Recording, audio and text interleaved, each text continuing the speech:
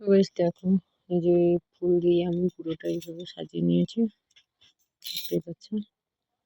তো চলো বামুন আসার অপেক্ষা, এখানে সবকিছু আমি গুছিয়ে নিই এখন। তারপরে গাইস এদিকে বামুনও চলে এলো। এটা প্রথম হচ্ছে আমাদের বড় মাদের মানে আমার বড় শাশুড়িদের হচ্ছে পুজো হচ্ছে।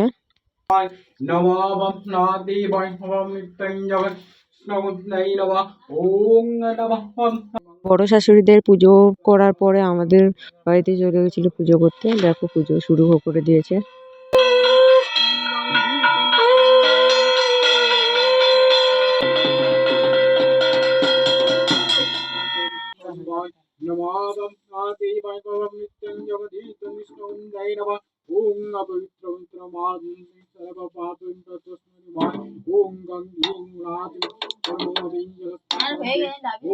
ঠাকুরমশাই তো পুজো করে উনি কোনা পুজো মানে যে জল ঢালবে ওর নামে যে যার একটা একটা কোনা থাকে। আমার একটা ঠাকুরের জন্য ছিল, একটা আমার জন্য ছিল।